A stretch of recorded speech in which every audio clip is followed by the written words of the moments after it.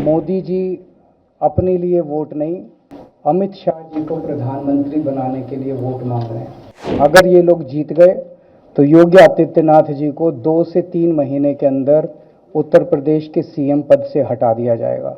अगले साल 17 सितंबर को प्रधानमंत्री मोदी जी 75 साल के होंगे और मोदी जी ने तय कर लिया है कि अमित शाह जी को वो अपना वारिस बनाएंगे। ये तो कंफर्म करता है कि उन्होंने पूरी प्लानिंग कर ली है और उनके पक्ष में कोई बोलने के लिए तैयार नहीं है योगी आदित्यनाथ जी के। मैं 4 बातें रखना चाहता हूँ। पहले चारों बिंदु बता देता हूँ, फिर उसको डिटेल में एक्सप्लेन करूँगा।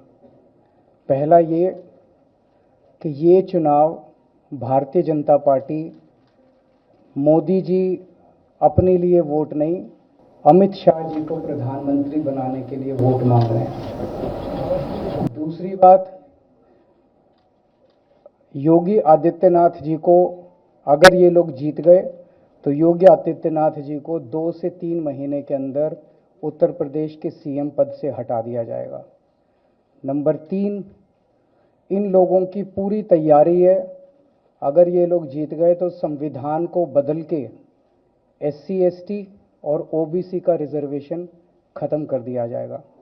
और नंबर 4, जो आंकड़े अब देश भर से आ रहे हैं वो ये दिखा रहे हैं कि 4 जून को इंडिया गठबंधन की सरकार बनने जा रही है और NDA को और BJP को बहुत कम सीटें मिलने जा रही हैं।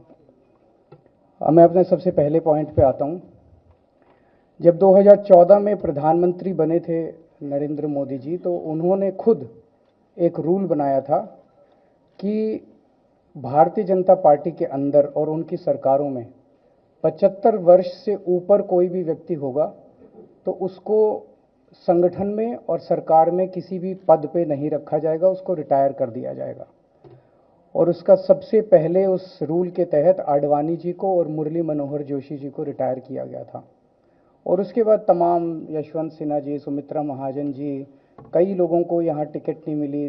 कई लोग जो पद पे बैठे हुए थे उनको पद से इस्तीफा दिलवा के उनको हटाया गया। ऐसे कई सारे लोग हैं।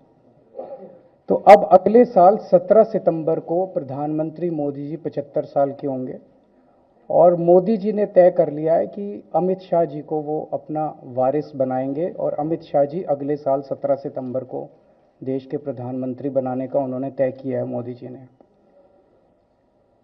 इसके ऊपर मोदी जी पिछले 1-2 साल से लगे भी हुए हैं, क्योंकि भारतीय जनता पार्टी के अंदर अमित शाह जी के सामने जो जो बाधाएं पैदा कर सकता था नेता, एक एक करके उन सब नेताओं को साइड कर दिया गया, उनका पत्ता साफ कर दिया गया। शिवराज सिंह चौहान को हटा दिया गया, वसुंधरा राजे को हटा दिया गया, डॉक्टर रमन सिंह को हटा दिया गया, देवेंद्र फडणवीस को खत्म कर दिया गया, खट्टर साहब को खत्म कर दिया गया। एक एक करके सबको खत्म कर दिया गया। एक ही शख्स हैं जो कि उनके रास्ते का कांटा बन सकते हैं, वो हैं योगी आदित्यनाथ जी। अब योगी आदित्यनाथ जी को इन्होंने हटाने का पूरा मन बना लिया है और अगर इनकी सरकार बनी तो 2 महीने के अंदर योगी जी को भी उत्तर प्रदेश के सीएम से हटा दिया जाएगा। मैंने दिल्ली में 3-4 दिन पहले ये प्रेस कॉन्फ्रेंस की थी और ये दोनों मुद्दे उठाए थे। जैसे मैंने मुद्दे उठाए थे तो अमित शाह जी ने और उनके कई नेताओं ने अपनी भावना प्रकट की कि नहीं नहीं, मोदी जी को 75 साल में इस्तीफा नहीं देना चाहिए, मोदी जी को 75 साल पूरा कार्यकाल पूरा करेंगे। उन सब की भावनाओं की मैं कद्र करता हूं, क्योंकि अपने नेता के लिए जब भी ऐसी बात होती है तो सब लोग सामने आके बात करते हैं। लेकिन बड़ी बात यह है कि मोदी जी ने ऐसा नहीं कहा कि मैं 75 साल पे इस्तीफा नहीं दूंगा, मैं रिटायर नहीं होऊंगा। उनका अपना बनाया हुआ रूल है और मुझे पूरी उम्मीद है कि मोदी जी का अपना बनाया हुआ रूल है और मोदी जी अपने रूल को फॉलो करेंगे। नहीं तो लोग कहेंगे कि मोदी जी ने ये रूल आडवाणी जी को हटाने के लिए बनाया था, जब अपनी बारी आई तो नहीं। तो मोदी जी इस रूल का फॉलो करेंगे, ये पूरा यकीन है देश के लोगों को कि उन्होंने खुद रूल बनाया तो खुद फॉलो करेंगे। दूसरी बड़ी बात जो हुई कि जब मैंने कहा कि योगी आदित्यनाथ जी को 2 महीने में हटा दिया जाएगा, इस पे अभी तक भाजपा के किसी नेता की टिप्पणी नहीं आई है।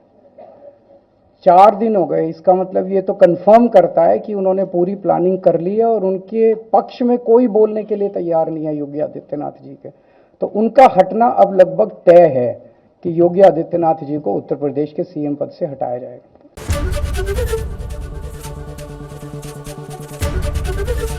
एबीपी गंगा, खबर आपकी, जुबान आपकी।